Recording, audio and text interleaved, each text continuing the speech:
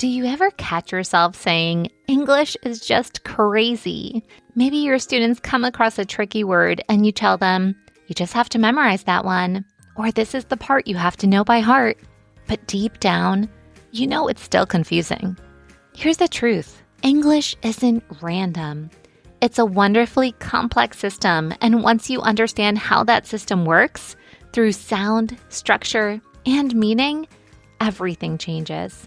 That's what Sarah, Paul, and I teach inside Mastering Morphology. This isn't another curriculum. It's deep teacher knowledge inside a practical, comprehensive course that finally shows you how words really work. No more exceptions, no more gimmicks or patching holes with memorization or phonics alone. It's time to go beyond sound it out and give your students the framework they need to truly understand words.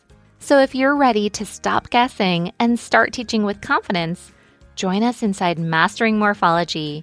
Enrollment is open now, so we invite you to click the link in the show notes to get started. You're listening to episode 65 of Literacy in Color.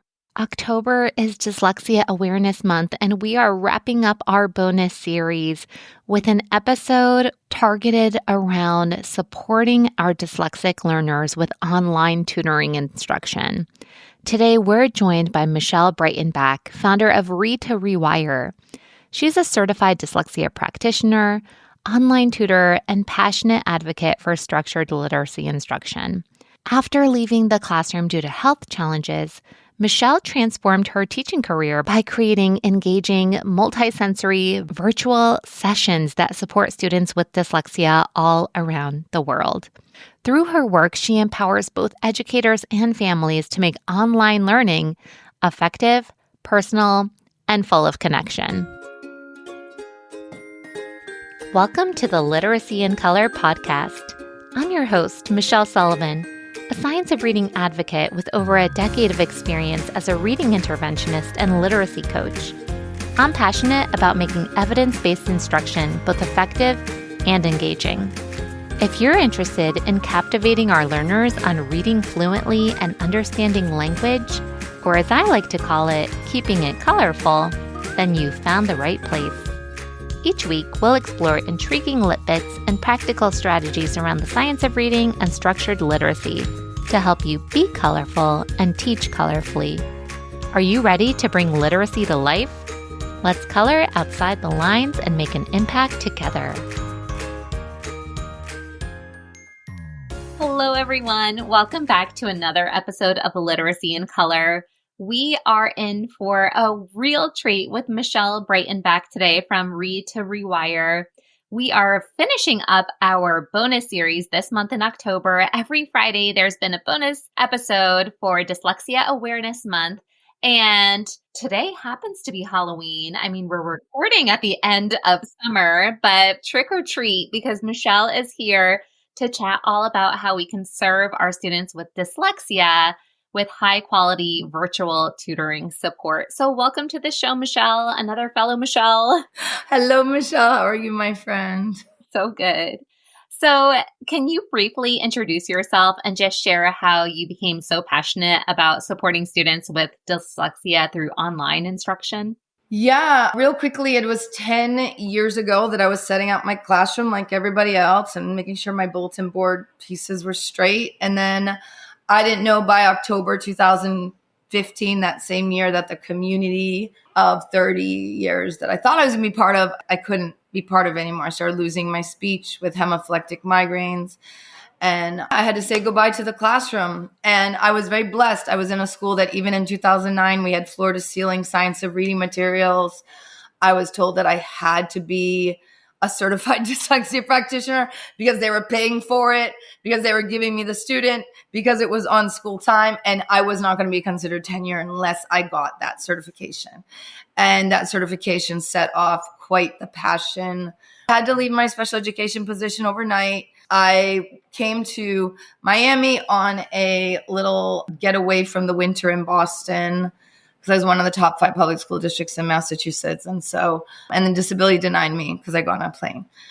So I started tutoring around Miami, but I wasn't driving, so I was paying for Ubers, and I was clearing about $30 an hour as a dyslexia tutor. And this little boy, Wiggly Jack, came into my life, and there was a big homeschool population here, even in 2015. So Wiggly Jack came into my life in 2018, and I was homeschooling 5 days a week. And by that time, I had raised my rates to $100 an hour. So when Wiggly Jack's mom came to me and said, we're moving to LA, I was like, oh my God.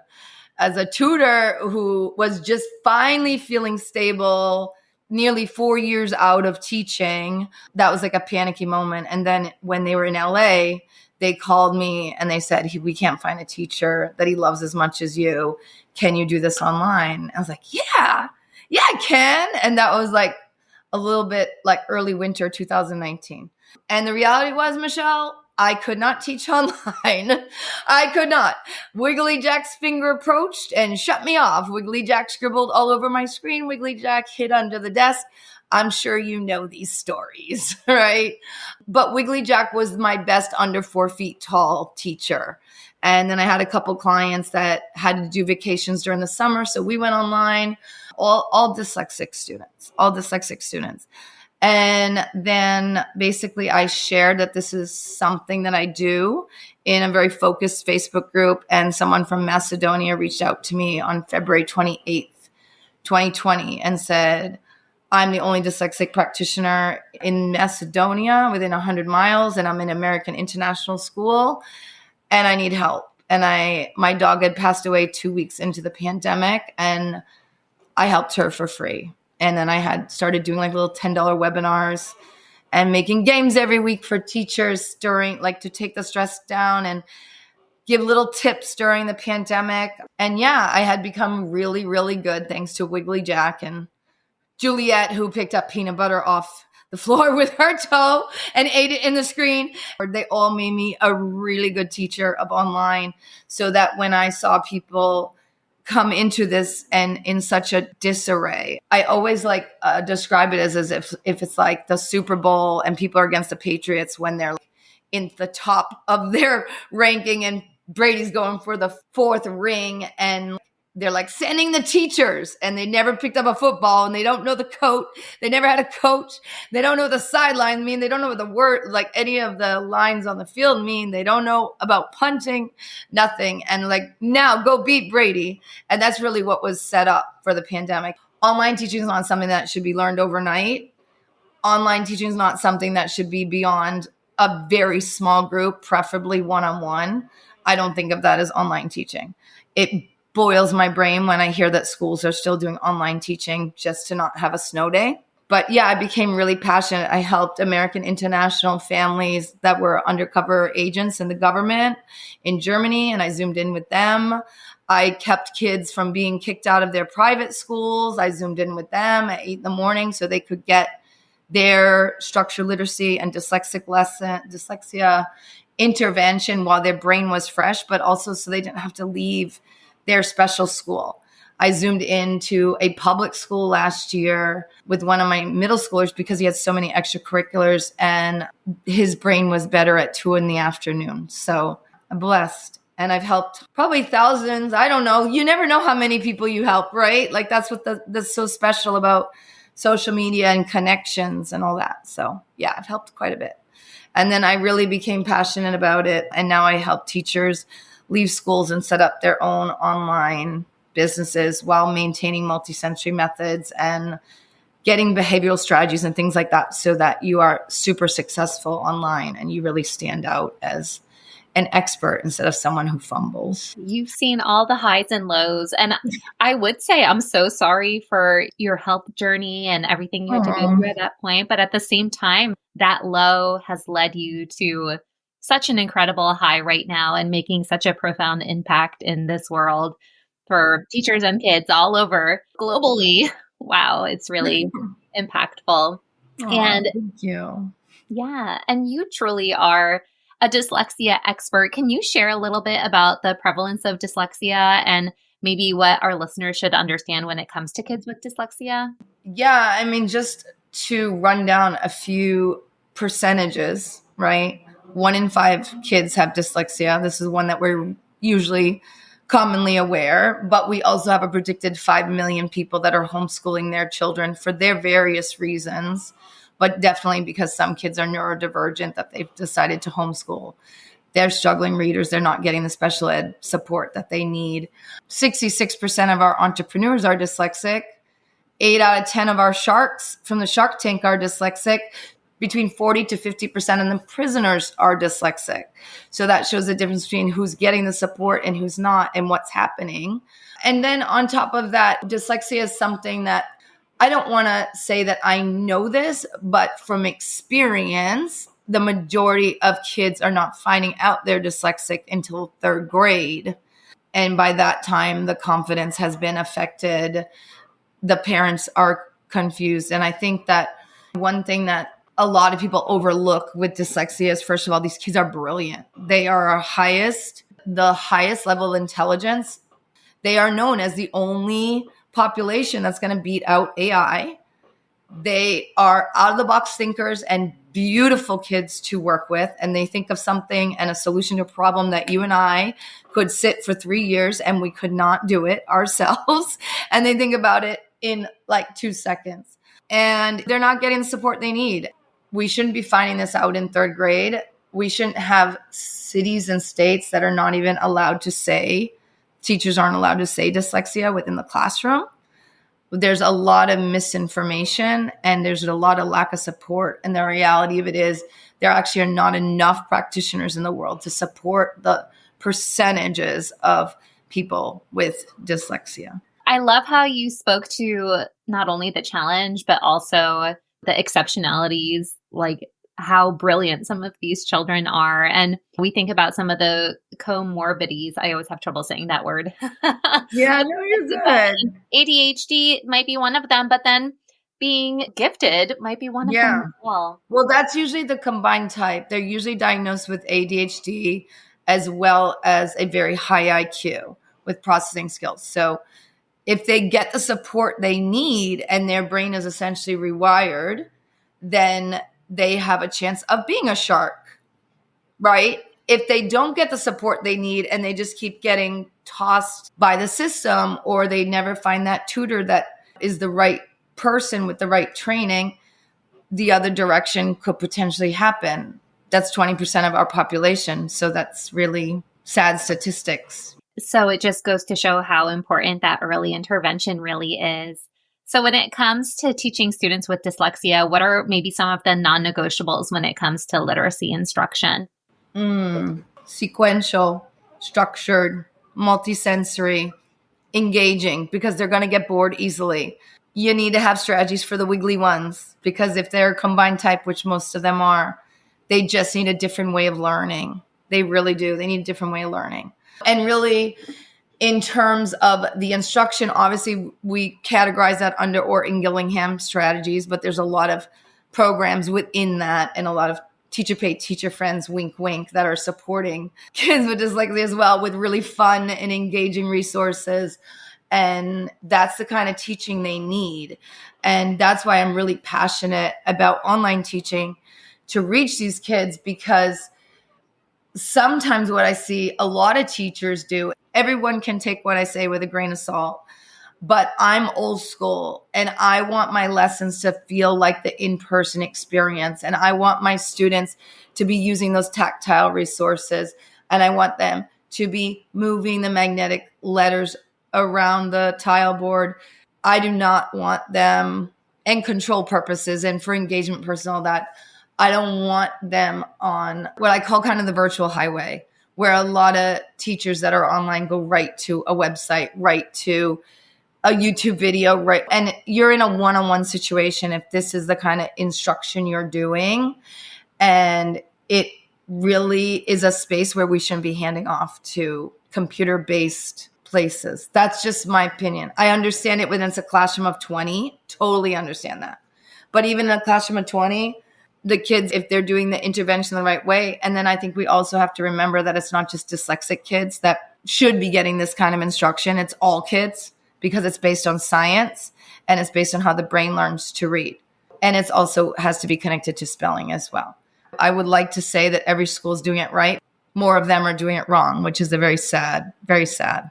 Yeah, I know. Our literacy statistics aren't looking so good these days. When I look at the people around me doing good work in the world, I really am hopeful that things can change. And that's why the work that you do is so important too. And I appreciate how you were talking about being old school with technology, because I think a lot of people might assume that that's not possible. And then there's this common misconception that online learning might be less than because it has not this face-to-face component. But it sounds like your approach to things is so different than so many out there. So can you talk about what makes online instruction really impactful for students with dyslexia? Well, again, because most of our students with dyslexia are combined ADHD type or do tend to get bored easily, whatever you do in your lesson is not going to compare to their Minecraft or Roblox.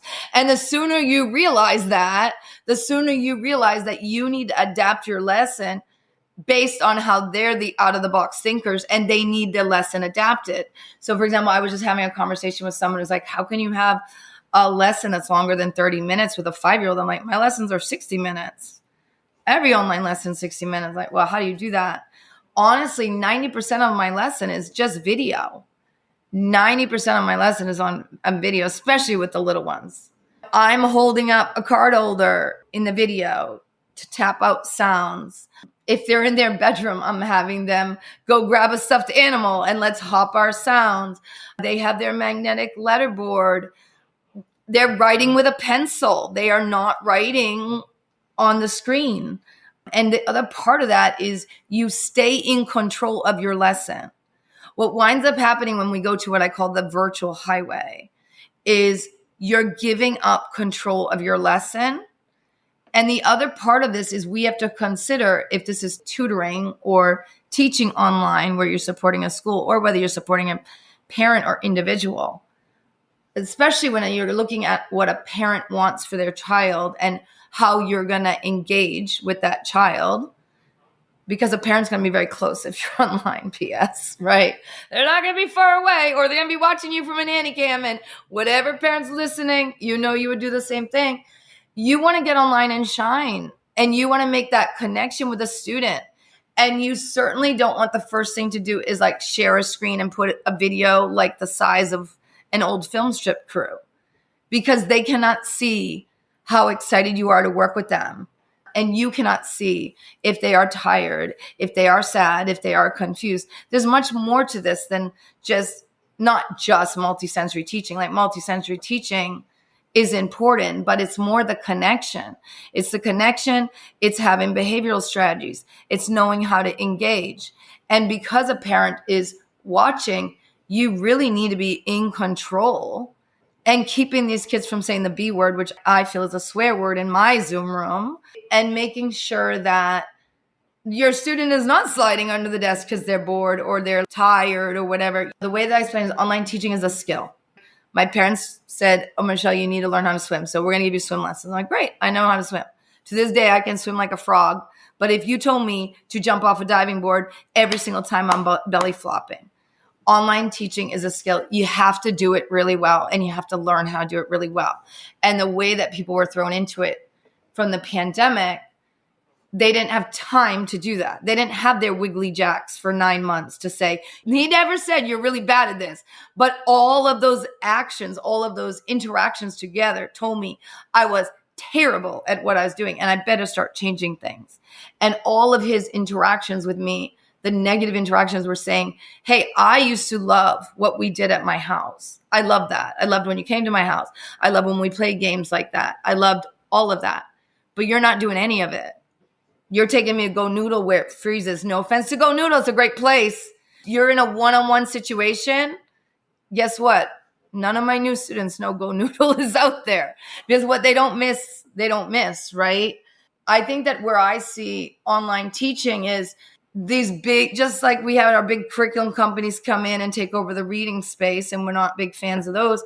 I feel like a lot of companies have come in and tried to make this a virtual a completely virtual space and taken away the human connection. And as we're moving closer and closer to more technology, yeah, there's going to be kids that thrive there. But there's also going to be the teacher. You guys are it.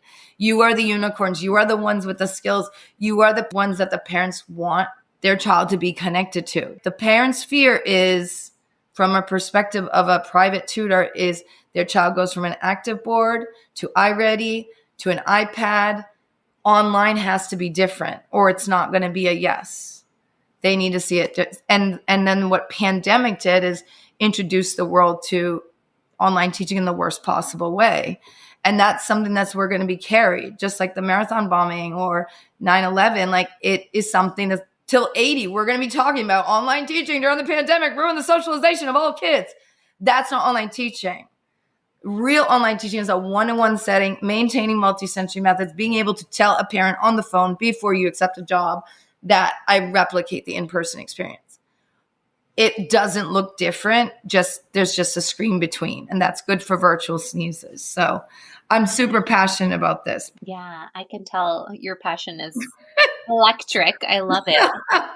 I love how you speak about the human connection, because I think that is the biggest piece of the puzzle. There's so many even schools who purchase these intervention programs on the computer and just go sit on it for 20 minutes. But we need that face-to-face interaction and real-time responding to kids with real-time feedback and in-the-moment experience there. And even with my platform, Colorful Classroom, I have an acronym, captivating our learners on reading fluently and understanding language. And, everything's in the captivate. We need to captivate our students. It's structured literacy. Yeah. That's so important to engage your students from the get-go, whether you have a screen between you or not. And so I love your whole messaging behind that and how you support teachers to really hone in on that skill to be able to support their learners online. A lot of people have come from the fear, both parents and tutors come to the fears like, I could never do this online because I can't have the same relationship as the child. Are you saving time to build that relationship? So at the end of every one of my lessons, it's kind of a time saver too, so I can book back-to-back clients. But my parents know that I'm doing a 55-minute lesson. And the 5 minutes at the end are share. And I've met grandpa, and I've met dogs, and I saw grandma's button collection, and I saw what Elf on the Shelf did, how someone got hopscotch in their house and Elf on the Shelf did it. And that is that real life connection. And that's where parents don't want you to just get online with their students. They want you to get online, shine, connect. I have one of my clients that left schools and is now pregnant. She's in Albuquerque. Her client is in Canada. She got a text from her client. This is for anybody who says, I can't have the same relationship with someone that I've never met. I need to have that in-person experience. She got a text from her client in Canada that said, I wanted to tell you this when I was putting so-and-so to bed the other night. She said, I love Casey. Casey is like my auntie. These families, these appreciative families, to be in this one-on-one. We never get to be with a kid one-on-one. I was a special educator, ran a learning center with 5 kids, all wiggles. Two dyslexia practitioners on the other side telling me to be quiet with my wiggly group and being like, I think I got 3 of them today. 2 of them I'll get next time. That's the reality of it. So you are literally blessed to be in a one-on-one situation with a child. And it should be a lesson that is facilitated the right way. And I want people to flip their brains and say, instead of where can I go find my lesson, what can I have in place that I already love to teach with? Because my students are going to love it. And then I'm going to end with a share, and I'm going to build on that connection and build on that connection. There's so many benefits to that one-on-one uninterrupted time. And then I know you mentioned there's other benefits for families too, even aside from the learning challenges. Yeah. So you're in New Jersey, Michelle, right? Yeah. Do you want to drive your student in the snow to their tutoring lesson and put their mittens on and bundle up their coat? Or would you rather them be in their jammies on a Saturday, popping on the computer real quickly with someone, right? Yeah. We have tons of kids that need these kind of services, and they're in extracurriculars, and they might not be able to do extracurriculars because they need 3 days of tutoring. And there's an opportunity to, like, for example, I have people on the East Coast Zooming with people in Pacific Coast and giving students that time in the morning when their brain is fresh and their parents like, just entertain them, please. I need to pack the lunches. So I look at intervention, whether it's East Coast to Pacific Coast, or whether it is, there's a little Catholic school. There's parents that have paid for private schools and they don't have the interventionists on site. So I've been able to be paid by a parent, and then the school sets the kids up. Now, I saw this beautiful movie, Hopeville. It was beautiful. It was at an event, and a private school teacher stood up. And there was a dyslexic school being represented, and the private school teacher stood up and said, "We sent 8 kids to your school. We are so grateful for you." Now, the problem with that, that's great, but you're not thinking about the impact of child's family and the child. Okay, I have to say goodbye to my friends. I have to say goodbye to maybe my siblings still at that school. I have to say goodbye to my teachers that I loved. I might need to say goodbye to my school sports that I'm involved in, my school after school things. And not only that, but as a family, there might be a sibling over there, and 45 minutes later, they have to be driven to the other school. And that maybe that school's doing a really great job, but really all we needed to do was Zoom an expert into the private school, and the private school that the parents picked out when the child was in kindergarten, instead of the child getting kicked out of a school basically in 2nd grade. And you can Zoom in at 8 a.m. when a child's brain is fresh. And that, I just get chills and feelings in my stomach when I think about that, because that's my vision. That's my vision, is that wherever we are, public school, whatever, if you don't have an interventionist on site, we can get one in. Tutors and kids at 6 o'clock at night doing a lesson, whether it's in person or online, it's not an ideal time to work with a child. It's not. Their brain is done, especially a child with dyslexia who literally has put in 360% more than every single other kid in that classroom. And now you're like, okay, you hated your day at school. Now you're going to go sit down in front of the computer. Now you're going to sit down next to your tutor who's coming to the house. And I'm going to be cooking dinner while you're trying to do it. And their brain is fried. And I'm not saying that definitely should happen, because we need to have the tutoring intervention. But I think that there's a better model here. We also have kids in the government that literally their parents are serving undercover in the government, and their child has an IEP from the US, and their special educator has never heard of Orton Gillingham. I've talked to a family, was told to move their house 8 hours to get to their dyslexic school. I used to have someone in the Keys who used to drive 2 hours to me, took their kids out of school. Now, tutor closed the computer into the pool. So these are the sides of online teaching that are not being recognized for the benefit of the family, for the benefit of the student. When someone goes to their summer house, I travel with them.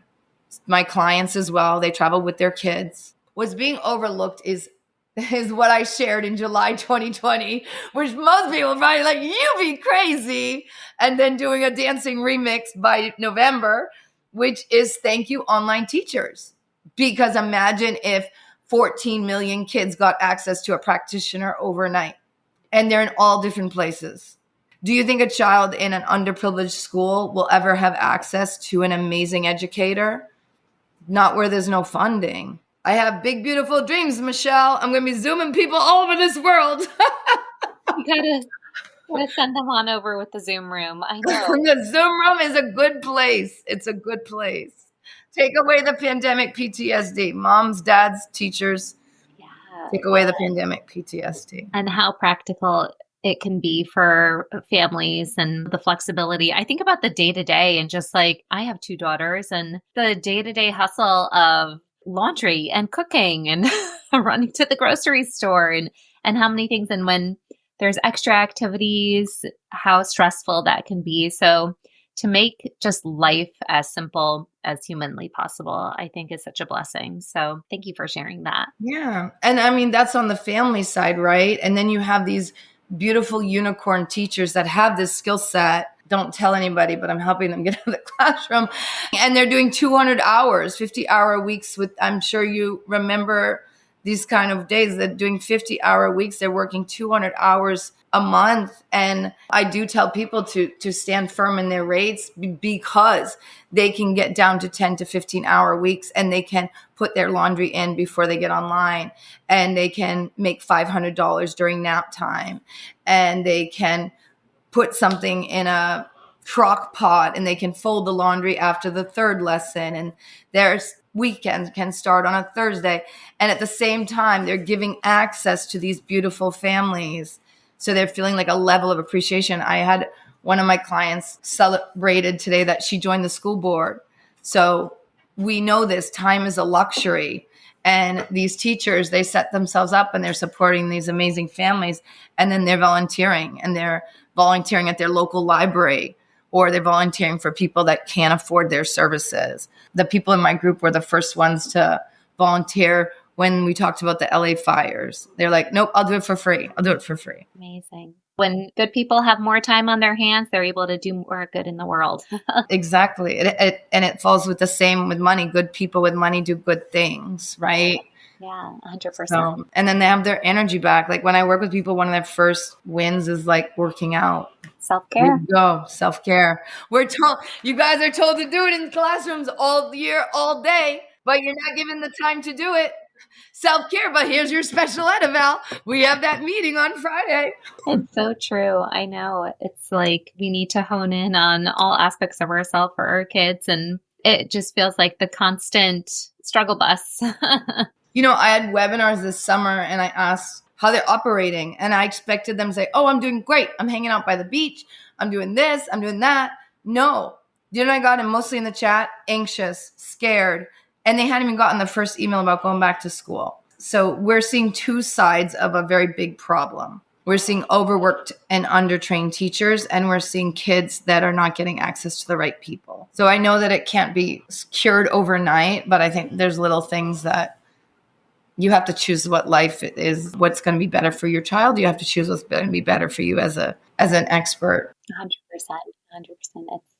It's two sides of the coin for sure. So when we're thinking about our students with dyslexia, I know you are the queen of engagement. So what are maybe 2 or 3 of your go-to strategies for keeping them engaged during your virtual lessons? These are going to sound so simple and silly, right? But I know you teachers. I know you are gatherers and hunters, and you have baskets of stuff. It's in the video. This is going to sound so silly. Go get your stickers, okay? Like the stickers, imagine if you had fall stickers right now, and you have a sticker with an apple basket, and you have a sticker with an apple tree, and you have a sticker with, a leaf, right? So I will actually have the sheet of stickers, and I'll have the students pick which ones they want, which sticker they want. And I put it literally on the word card, and I hide it in like an apple basket. But I'll also ask them, what do you want to do when you get the leaf sticker? What do you want to do when you get the apple in the basket sticker? What do you want to do when you get the tree sticker, right? And these kids, because they're out of the box thinkers, that's what they want. They want choice. They want to play with you. They want to see you lively to play. If we go on preconceived and technology spaces that are already giving the kids the rules, it can work better sometimes for some kids to be able to be part of those rules. And they come up with amazing things. So like you show the apple basket. Okay, we're going to be picking apples. We're going to go side to side. I was like, okay, we're going to count to 10. 1, 2, 3, 4, 5, 6, 7, 8, 9, 10. Come back. We'll do it again. But I'm standing in the screen. I'm doing it with them. Okay, now comes the tree. Oh, we're picking the apples. And they'll think of these things. I don't have to. I'll just be like, let's do jumping jacks. Like, because that's where my brain is, right? We're picking apples. Okay, let's pick our apples. 1, and we do 10. I always say 10 and then come back to it again. And then the leaf. Okay, we're going to rake leaves. Ready? 1, 2, 3, 4, and switch sides. So you're building in movement. You're getting the heart rate elevated. You're bringing the brain fresh. I usually front load it at the start of the lesson so that fun component is built in, but it's always tied to what I'm doing. So whenever I'm doing something, games or engagement, it is going to be tied to the lesson I'm already doing. I'm not taking them somewhere where I'm trying to convince them to come back. Oh yeah, now come back and do your phonics.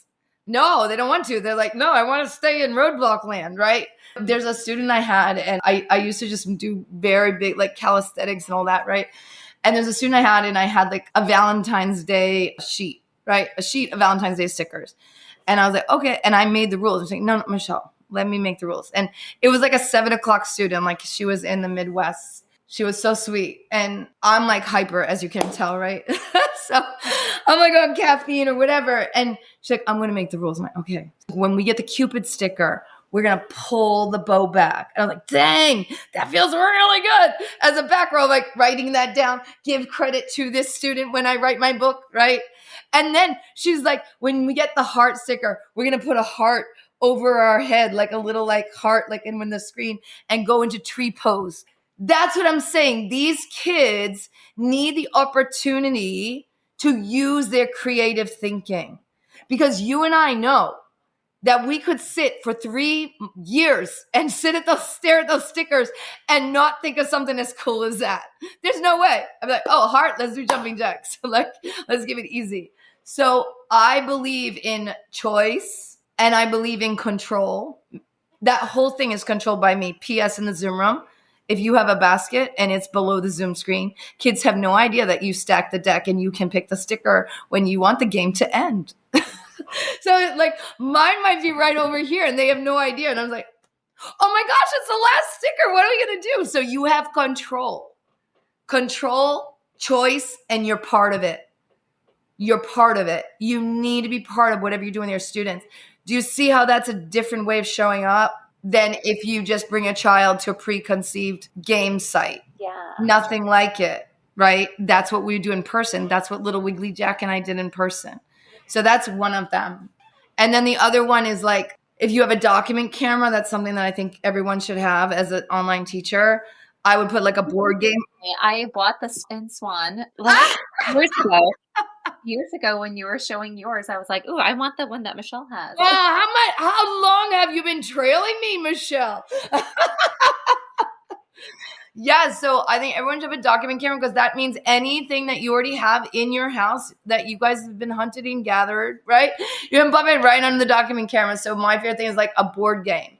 Wait, how do you do a board game online? Well, I've seen people and what they do. They figure out how to make a Google slide and they put the spinner on the Google slide and then they have to use the remote control. I was like, oh my God, no, that's not me. Sorry. So like I literally put the board game down. P.S. You need to make it stay, because if you're wiggly like me, I'm going to throw the board game going to go right off the desk. So you can either use this really technical thing called Scotch tape or putty from a posters, right? So it's held in space, but you still have the 3D effect. And then what's left is, just like Monopoly, I need game pieces. So now the students can use the Zoom stamps as their game piece with their Zoom tools. And then the last little piece is I need a dice. This is where I do go virtual. Super simple. I go to free online dice, free virtual dice. I go, okay, tell me when. Because we also know when we play in person in games, right? What do the kids do? Throw the dice across the room. Like, go get it. Tell me when it landed. So try to roll a dice on a document camera. That's not going to work. So then I have like a virtual dice. I'm engaged with them. I say, okay, tell me when. Round and round and round it goes. Where's that? I don't know. And then they go around the board game. And then what you can do is you can put any of your word cards, snippets by Sarah. I've used her sentence strips so that the student can scoop the sentence.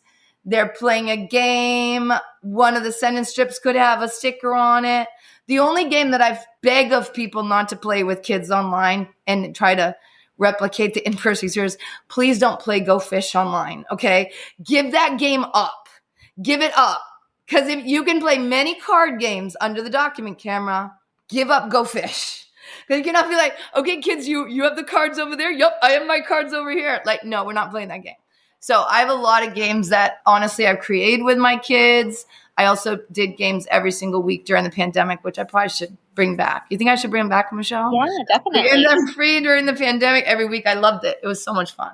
So I did have like the fall game. I made like the little cards with the apples, but you can do with stickers. I mean, honestly, make your own with index cards. There you go, right? Everybody has their own budget. So yeah, so simple. I love the simplicity. And you said in the beginning, old school. Kiss it. Keep it super simple. Otherwise, you're going to overwhelm the families.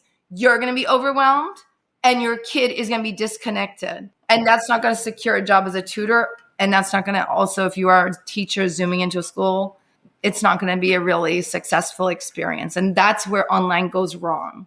Online goes wrong because you immediately give control and you immediately go to the virtual highway. And honestly, one of my favorite webinars to do during the pandemic was behavior. No, it's so true. And even in the last school I coached in, I used to give the teachers the resources I made, but I would also in the same breath say like, just give me a whiteboard and some paper. I could teach any kid to read with the simplest tools. And we don't always have to be overwhelmed with the gadgets. And I think when people think about online learning, they're like, I need slides and I need all this fancy stuff. And no, the truth is you really don't. And you don't. The simpler it is, the more effective it can be too. And some of that stuff's really stimulating too when you think about it's really though too, it's like if you're trying to do this and it's based on a job, okay, just like a parent hiring an extracurricular coach, if they feel overwhelmed, if their kid feels overwhelmed, if the directions are not whatever, like they're not going to keep paying that high level sports coach. And so the parents can find you, hire you, pay you, but the kids can fire you. And no kid is going to fire me. No kid. Nobody's firing me. That's it. Sorry. I will pick apples all day before you fire me. You're doing apple yoga. I love it. So what are some of your favorite materials? I know you talked about your document camera, but what are some of your other favorite materials maybe to keep the experience multisensory from behind a screen? You would laugh. I have 3, okay? Like this is where everybody would laugh. Okay, the document camera, the Microsoft Surface Pro, put it on your list because just like a hairdresser invests in the best tools, a Microsoft Surface Pro with a stylus, right? Yeah, that's so you can write on the screen. So it's easier for you. I've had a lot of people ask me, should a kid have a document camera? And I have to, first of all, I will say I've been tutoring online since 2019, researching it since 2018. And I've never had a student use a document camera. To me, I think an adult maybe, an older student maybe, and there might be different trains of thought, but I personally don't want to give a child another thing to play with because I like working with the wiggly ones. If you like working with more rule followers, and that might be a good thing for you, but also it gives the parents another thing to set up, another thing to worry about, another thing to lose. A lot of our kids that are going to come to you are going to have executive functioning difficulties as well, which means that might also be tied in with family stuff. So the less you give on the other side for the parents to manage, the better off you're going to be, because what they want from you is just like if you came to their house, they want to be able to go work with their second grader as you're with their first or kindergartner, right? But this is my other thing, okay? And Sarah knows about this. This is my card holder, and it's so silly. It's literally like, this is when you know you're a teacher. You're like, look at all the slats, right? You can just change really quickly, right? It has a lot of slats. It's really built for little grannies that can't hold their poker hand. I love it. That's called Yellow Mountain. It comes with 2. So I know Sarah, shout out to Snippets by Sarah, because I know she's in love with pocket charts. And when I first started teaching online, because I'm a pocket chart girl from special ed, right? I'm like, how the heck am I going to get a pocket chart? This is going to be bad. And then I've seen people with easels, which is great. But as soon as you turn the screen, what happens is you lose the child. You've lost the best and worst staring contest of your life, right? So when you come right up to the screen, it's different. And then you could use one of them to hold your cards, whatever sound cards. These ones are Lively Letters by Nancy Telian. And I love them too because they show what your mouth should be doing. Oh, so cute. So, just like when we do mirrors, working with kids, well, we have a mirror now. Yeah. There's a lot of benefits that people overlook. It's okay, online teaching. It's not your fault. It's the world's, it's the pandemic's fault, but it's okay. It's not your fault. You're okay. Yeah, definitely. So those are my top 3. Honestly, the card holder for a resource, I love the Lively Letters because it does with the mouth. I love Wilson Foundations and the Wilson program as well because I'm a Wilson certified practitioner. And then the Surface Pro. And honestly, A little secret, I like keeping my iPad close by because you don't know right now. You can't even tell what my hand's doing, but I'm preparing my lesson for the next day as I'm staying engaged with my kid. That when you get to the level of being that good at online, so actually lesson planning becomes easier because you can also add, like, by the way, when you leave teaching, you get a secretary, you can add like a note taker to your Zoom lesson. And then it's a lot easier to write lesson plans when they're recorded. So Yeah, because you see right in the moment, oh, they're still struggling with this sound. yeah, Or, and I can be like, tomorrow. yeah, 100%. Get Michelle's game from Teachers Paid Teachers. So you told us about Wiggly Jack. Do you have any other really special success stories you want to share with working with student with dyslexia online? Yeah, I do. Juliet, she was my second student, and I worked with her first in person at her very loud Catholic school after school program. Juliet got into a private school of her dreams. She's doing drama right now. I worked with her from second grade to fourth grade, and she's in a regular classroom, and I didn't have to be in Miami traffic to help her. And Noe, the one who took the virtual letterboard and scribbled all over it. One of the things that was really hard for him was when I showed up in person at 8 a.m. for his little Catholic school, I would knock on the door, and what do you think the kids inside said? No way, your special teacher's here. And then there's like a little window. And then we were working in like the little tiny cafeteria where they organize the snacks and stuff. So people walking in and out. But more importantly, Noah's confidence was kicked to the ground because he was in fourth grade and couldn't read 3-letter nonsense words. So when he went to Paris, and I worked with him all summer online, when we came back, it wasn't just my decision to work online. The parents were all for it because what happened was his confidence level went up. Nobody knew that a special teacher was working with him anymore. Nobody knew. I have Ian. Ian was in North Carolina. He couldn't read 3-letter words. He wasn't Miami based. He's always been North Carolina based. His mom was amazing. He was amazing, amazing kid. And he's the first public school child that I supported because he advocated for himself. He was in middle school and said, I don't want to go out with the 6 troublemakers. I don't want to be pulled from my classroom. It's 6 troublemakers. I'm not learning anything. Mom advocated, it was this time last year, to work with him. I said, just ask. The worst thing they can do is say no, but they're not providing the support that your child needs. So he advocated for himself. The mom advocated for him. And he also was the one who had a lot of extracurricular activities. And mom was a coach for some of them. And I just said, and he's tanked at 6:00 at night. Done. I Zoomed at 2. I mean, a lot, so many. I worked with a little girl who I worked with in person in Miami, and then she went to Ibiza, Spain. So they got to have that continuity of services. And then when they came back, we did a mixture of online and in person. She was fun. She showed up with seashells. Michelle, I collected seashells today. I'm like, okay, that will be your tapping tool. Lay all those 3 seashells out. Let's go, right? She was a big teacher. London, shout out to London. Shout out, big teacher. Yes, so many. Amazing stories. And it keeps you going. It helps you know that everything that you're doing is worth it. Yeah. And I can say I'm very grateful for having hemophilectic migraines that made me leave my school in my 9th year as a public educator. I would never change anything for the world. Never. So very grateful. Yeah. Amazing. So what small piece of advice, or maybe big piece of advice, do you have for educators who might be interested in supporting students online with dyslexia, or any students really? Don't give up what you already love to do. Don't give up on what you already love to do. You have the materials. You have the training. You have a business in a computer waiting for you.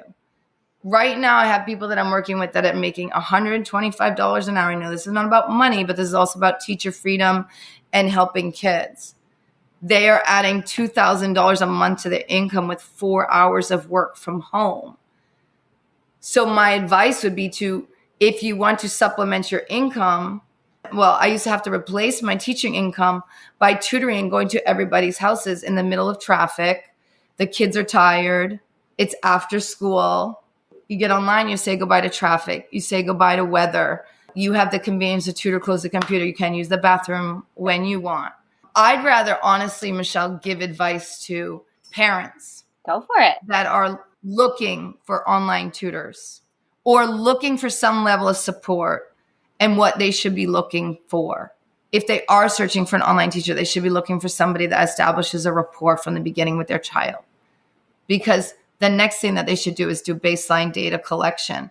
And they're not going to get accurate baseline data collection if they have not spent at least one session building rapport and establishing behavioral expectations in a fun way.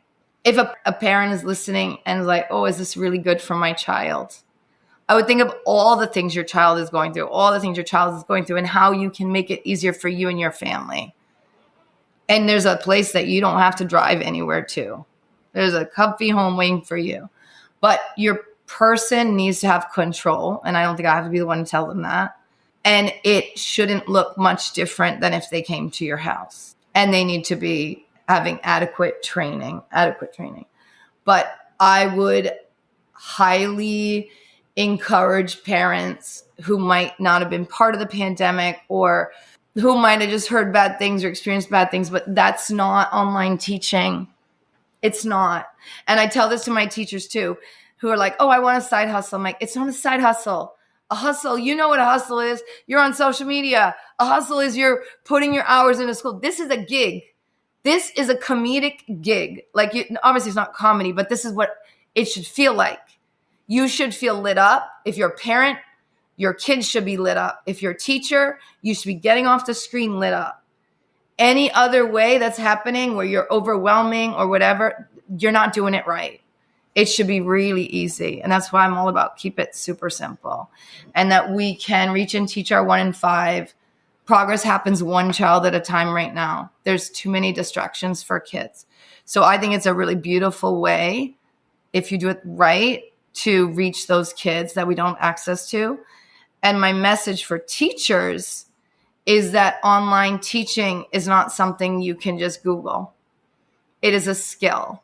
And I'm very blessed that that skill was taught to me by these little under 4 feet tall, wiggly, out of the box thinkers, and that we learned together and we became better together.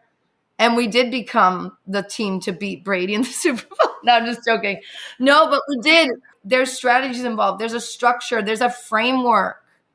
You cannot just be expected to teach online overnight. That's not how it works. If I failed with 3 students from January 2019 till fall, right? They were my big teachers. I just had really, really understanding parents. I don't know what they're like, you got it 15 minutes. Okay, we're good. I was so bad with Legally Jack that they had to hire a second nanny to sit next to them. So I encourage both sides to see the freedom-based instruction that's available here and to really improve your home life, your family life. To the teachers, it's a huge way to reclaim what you love to do, whether it is part-time or whether it is your exit out. And there's nothing better than jumping on your couch with your dog 30 seconds after getting offline. But you have to do it well. And it's a skill. Just like if you're taking salsa dancing, right? You take one class, are you an expert? Can you show up? And, a lot of people ask me, where do you find clients? I get that question like all the time, right? It's not about finding clients because if you're online, you have an endless reach. And you heard the statistics I shared at the beginning. Yeah. It's not about finding clients. I can teach you how to find clients in about 10 minutes of talking to you, but it's about securing them, having the relationship, and the parents wanting you back over and over again because you are the unicorn they've been looking for. You are the one that's saving them from all of the stress. These parents are coming to you with a bleeding problem that's impacting every single part of their day, their child's day. And that's where I stand in terms of helping a lot of these beautiful unicorns with the skills to help our dyslexic kids but they need the help on the other side. It's like, okay, how can I do it with joy? How can I do it with freedom? And yes, they want to use the bathroom, and yes, they want to be next to the dog, but I've had people travel all around the world. I'm supporting people all around the world. I've had people like within 2 weeks of working with me, their lessons are online instead of driving in the snow. So I would encourage both sides to look at the benefits of it. And like I was the person in July 2020 being like, thank you, online teachers. I literally made a reel in like November 2020 as everyone's like hating on online teaching, and like, I can change the world. And I have like dyslexia in my hands like this. And then I'm pointing to statistics, all the bad statistics about dyslexia. And then on the other side, I'm like, thank you, online teachers. So I would say like, I'm a little bit of visionary here. And I think a lot of people can be helped, and a lot of people are going to be helped. And the people that are going to be helped are the kids without access and the teachers that might not have an exit plan because they're in a community that they can't exit and afford that. Online gives access. That's where I'll end it. Online gives access, and I want to reach and teach our 1 in 5. Yeah, so special. And I so appreciate this conversation leaning both ways in supporting parents understand the options available to them to support their students, but also supporting teachers to know that there's more out there for you too, if that's a path that you want to pursue. So beautiful. Thank you so much for sharing that. Yeah, of course. Where can listeners connect with you further if they're interested? Yeah. In learning more about all your offerings. My bigger side of what I do is actually protecting teachers' health, because I left teaching without a plan overnight. So I actually help dyslexia experts and Orton Gillingham experts leave the classroom and set up their own online tutoring biz with minimal technology, even though they don't know that that's what they need, but they do. And how to get online and shine and be elite online tutors and work 10 to 15 hour weeks and then give back to their communities. That's what I don't tell them to do that. That's just time comes back. I have people that have been able to have kids. I have people that have been able to visit their grandchildren whenever they want. I have people that have been able to supplement their retirement income doing what they love and getting an early exit. I have people that, in 1 week, I talked to 4 teachers that talked about kidney stones. I had my first expat crying. I cried. She didn't cry. She's like, I have to get my daughter out of this country to keep her safe. So there are a lot of teachers inside that are getting a lot, like the help they need. So I support teachers on the business side, because a lot of us, if we leave or if we're even setting up a side gig, we go teacher to tutor. And that's what I did.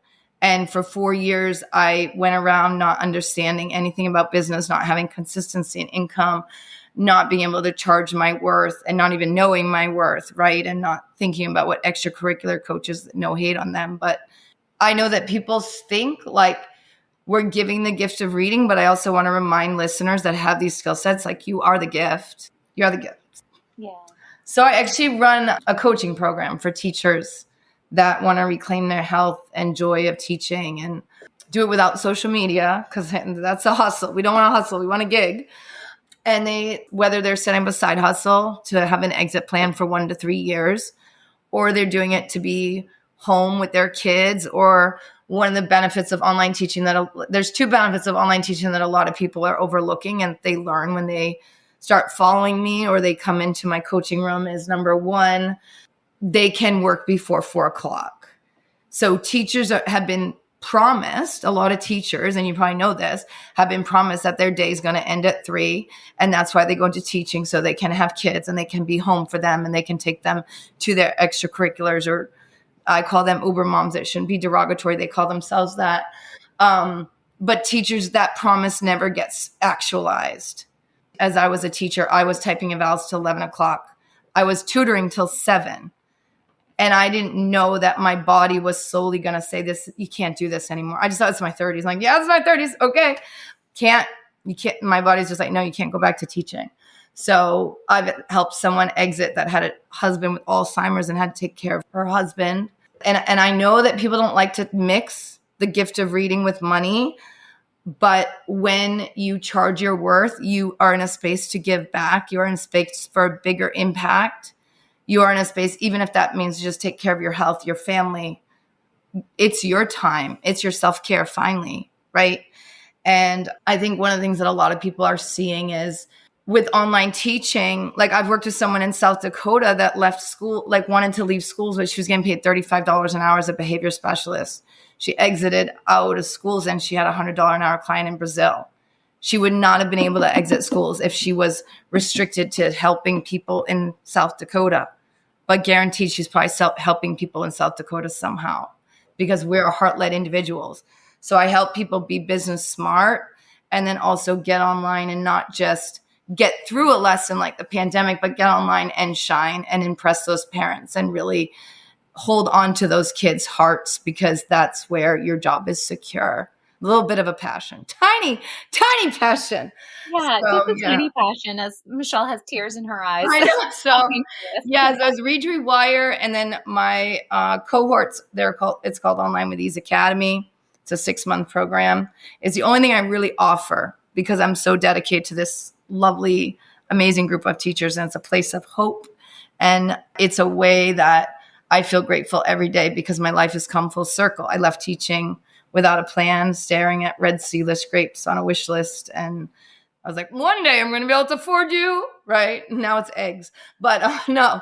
So I get to help teachers. I get to arm them with business strategies that other people aren't talking about.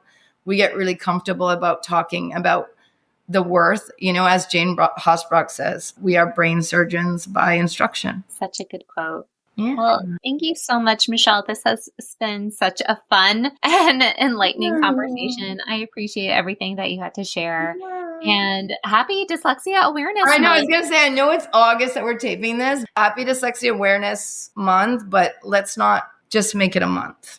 Exactly. Yeah. Keep the awareness all through the year. The population is too big to, right? This is so true. This is so true. Well, thank you so much again for that was amazing. I'm so excited. So thank you. Thank you so much for tuning into Literacy in Color. I hope today's episode left you feeling both inspired and equipped with something new to add to your teaching toolkit. If you're enjoying this podcast, it would truly mean so much to me if you'd leave a 5-star review. It helps other educators find the show and join our colorful community. And don't forget to hit the follow or subscribe button so you never miss an episode. For more tips, tools, and resources, be sure to check out the links in the show notes at michelleandthecolorfulclassroom.com. Thanks again for listening, and I'll catch you next week. Until then, be colorful and teach colorfully.